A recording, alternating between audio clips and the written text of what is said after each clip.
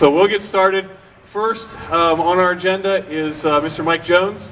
Mike is a resident, students in the school, also a businessman here in Westerville, and we'll let him get us started this morning.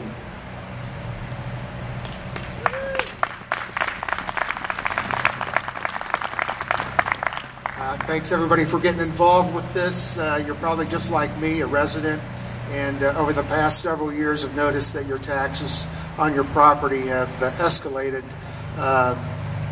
to a point that they're out of control. And when I looked at this, I kept looking at driving up and down Main Street and seeing businesses closed and lease rates way down, and my industry, which is construction, devastated.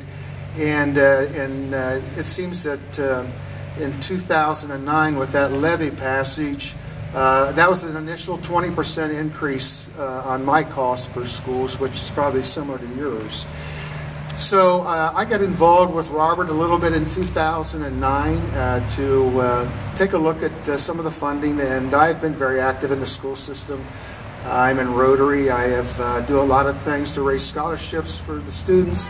I coach sports in the middle school and the high school, and I had 2 children in the school in the 90s. And I'm pretty knowledgeable about what goes on, so I've noticed an increase in the number of people working in the schools and an increase in my taxes.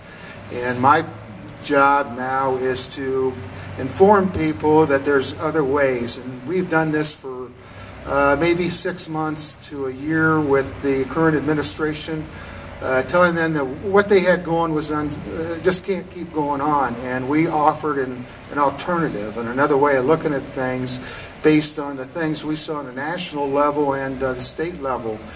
You currently see California, which is always a leader in things, whether it's style, housing, or whatever it is. Their state retirement teachers fund is now almost bankrupt.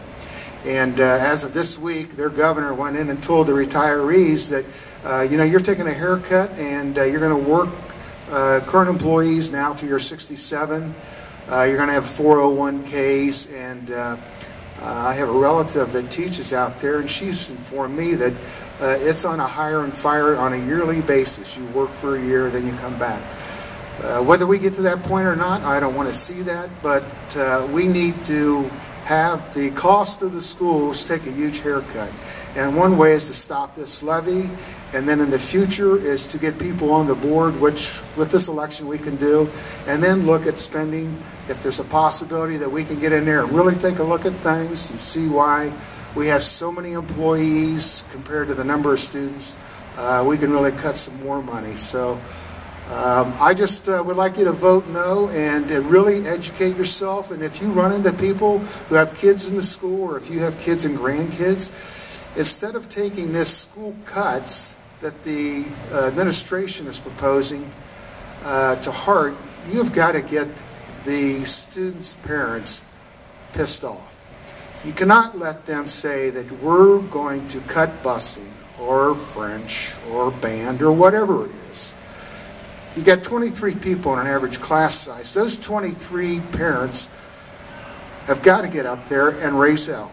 And that's what we're here for. We have got to get those people that are going to be voting, that are on the other side, to take a look at things, because if they've got kids in the school in the next 10 years, they're going to have a 10% property tax, income tax increase every year.